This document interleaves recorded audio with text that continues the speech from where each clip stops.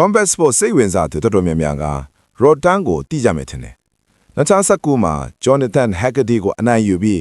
One Flyweight Muay Thai Champion ဖြစ်သွားတဲ့ Rodan က One Championship မှာ19ပွဲနိုင်2ပွဲရှုံး record ပိုင်ဆိုင်ထားပါတယ်သူ့ရဲ့ကစားသမားဘဝမှာပွဲပေါင်း300ကျော်ကစားခဲ့ပါပြီသူ့ရဲ့တက်တီစိတ်သက်နဲ့မန်ကုန်ကြောင့် Iron Man ဆိုတဲ့အမည်ကိုရရှိခဲ့ပါတယ် Rodan ကို1998ခုနှစ်ဇူလိုင်လ23ရက်နေ့မှာထိုင်းနိုင်ငံဖတ်တနုံခရိုင်မှာမွေးဖွားခဲ့ပါတယ်သူအသက်9နှစ်အရွယ်မှာမွေထိုင်းစာတင်ထိုးတက်ခဲ့ပြီးမိသားစုအတွက်ပတ်စံရှာပေးတယ်ထိုင်းနိုင်ငံအတွင်းလက်ဝှေ့ပလိုင်ကွယ်များစွာမှာအောင်မြင်မှုများရရှိခဲ့ပြီးနောက်ပိုင်းတွင်ဂျင်မူနောင်ဂျင်တို့တွားရောက်လေ့ကျင့်နေတယ်အဲ့ဒီကနေစပြီးသူ့ရဲ့နာမည်ဟာတဖြည်းဖြည်းရလာတယ်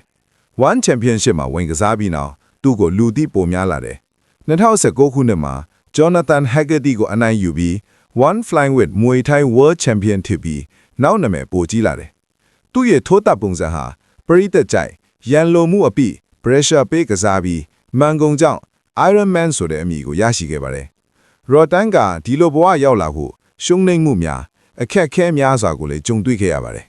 သို့တော့သူ့ရဲ့စိတ်သက်ခိုင်မာမှုမလော့သွားစူးစမ်းအားထုတ်မှုနဲ့ကိုယုံကြည်မှုကြောင့်ယနေ့ခေတ်မှာကမ္ဘာအဆင့်မြင့်မွေထိုင်းကစားသမားတဦးအဖြစ်ရပ်တည်နိုင်ခဲ့ပါတယ်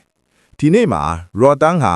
မွေထိုင်းလောကရဲ့ legend တဦးဖြစ်ပြီးထိုင်းနိုင်ငံရဲ့ဂုဏ်ယူရသောကစားသမားတဦးဖြစ်နေပါပြီအဆုံးထိကြည့်ပေးတဲ့အတွက်ကျေးဇူးတင်ပါတယ်